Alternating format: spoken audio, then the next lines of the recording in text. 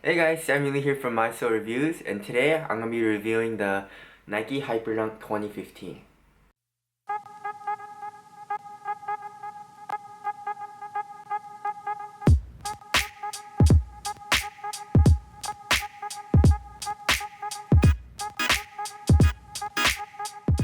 Alright, so like always, let's go on to the traction. So the traction is a standard herringbone pattern. These actually stuck very well to the floor. The traction was really good in this shoe. The first time I tried these on, it wasn't really squeaky. I did a squeak test right here.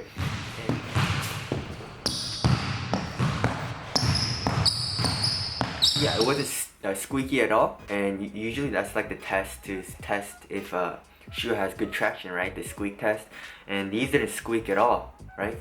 But I had no problem. It stuck to the floor like glue, right? Even if the court was dusty, I didn't really have to wipe that much. Just a little bit, but not as much as like the KD8s or anything like that. So the traction was really good. It sticks really well to the floor.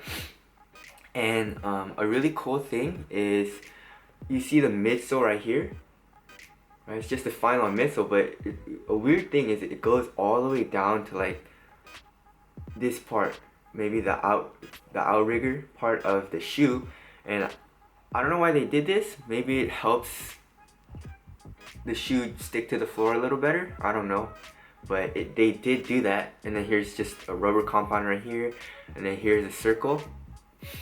But basically it's a herringbone pattern, and the traction was really good. So let's go on to the cushion of the shoe.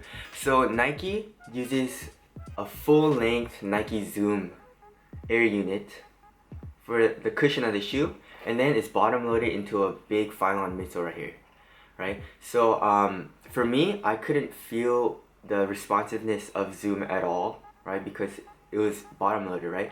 But it was really good for impact protection. I didn't feel any fatigue or anything like that in my feet, in my knees. Maybe if I played for a really long time, but if I played for like an hour or two, I had no fatigue, right? It was actually really enjoyable to play in these shoes.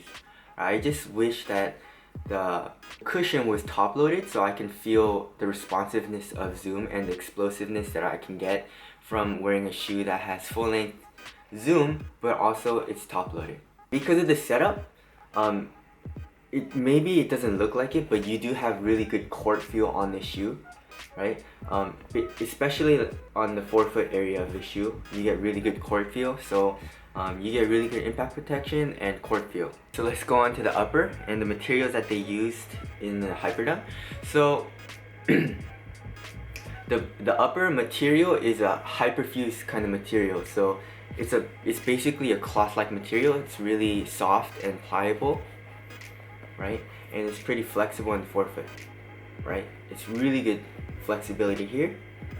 Two bad things about this material is it gets really dirty. I don't know if you guys can see, but it's pretty black here, right? Just from people stepping on my foot, and it gets dirty really easily and you can't really clean it off. And also there's no ventilation in this shoe, right? So the ventilation is probably gonna only come from the tongue, but the tongue isn't really ventilated at all. So that was a bad thing, but there was no pinching or heat spots. It was just ventilation was bad. So my foot got pretty hot, but not really any hot spots for my foot. So I really like the materials on the shoe. As you can see, there's hyperfuse right here. I don't know if you guys can see it. There's hyperfuse right here, and also right here. Right, a fuse-like material. So it doesn't take that long to break the shoe in, right? Maybe a day or two, and it's all broken in and feels really nice. And then also what I really love on the shoe is that they made the flywire way thicker on the shoe, right? So it's probably 2 to 3 times thicker than your normal flywire. So on the first 3 flywires right here, 1, 2, 3, the shoelace is only on the flywire, right? So I don't know if you guys can see, but it's only on the flywire right here, all the way up until the 3rd one, right here. You guys see? And then this one, the 4th one, is actually, it gets looped in here with the flywire. So the flywire contains your foot really well. and I like how they made it thicker so the flywire doesn't break as easily. Let's go on to the fit of the shoe. So the fit of the shoe was really good. For me, this cloth right here, the upper went right over my toes, so I really liked how that felt. The flywire contains your foot really well here, right? And then the ankle support right here, and then the final midsole keeps you locked in, right? So you see how right here the final midsole, the heel counter right here, the heel part goes in a little bit, so it contains your foot really well like this. Here in this shoe there's no heel counter, right? It's all soft right here. So where the support comes from the heel is right here, right? When I first saw the shoe, I thought maybe your foot was gonna go a little bit right here, so it was gonna be like a running shoe type of feel, so a high to low transition.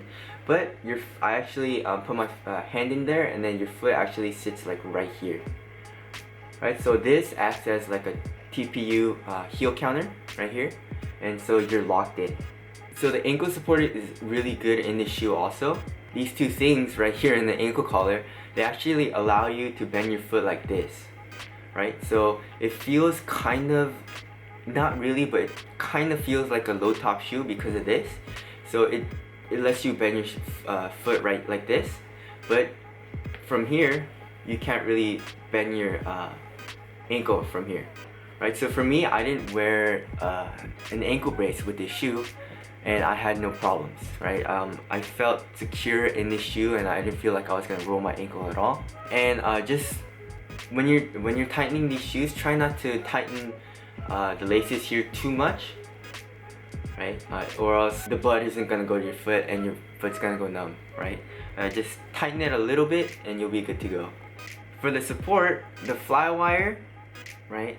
The overall fit of the shoe is really good on the foot, right? It goes right over my toes here. You have the kind of like a heel counter right here, and then the ankle collar, right? All of those things will keep you supported in the shoe, right? And these shoes do fit true to size. If you're a wide foot, I think you should go up half a size, because for my foot, it would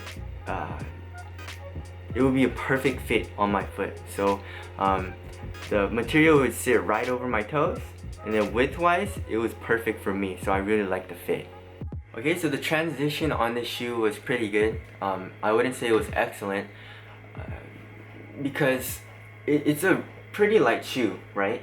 It's a pretty light shoe and it feels nice, but this heel part is just so big, right, that it feels a little bit clunky, right? It's not because it's super heavy. I think it's because this is so big that's why it feels so clunky. It is $140. It's a cheaper price for the Nike model, so you are getting a pretty good shoe for the price, I guess, from Nike. It's still pretty expensive. Hyperdunks usually get the job done every single year. They're not really innovative or anything like that in technology, but they're pretty good shoes just to ball in, right? They're not the best, but they're usually really good. So yes, I do recommend this shoe. I think it's a lot better than a lot of the signature shoes that Nike has right now. The overall shoe, I didn't have any problems. I can play in this all day. I just wish it wasn't excellent, but it was a good shoe to play in. So that's my review of the Nike Hyperdunk 2015. Thank you guys for watching. And I also do have an Instagram. I have an Instagram, a Twitter, and I do write blogs on performance basketball shoes. So you'll find those in the description below. And Samuel Lee out.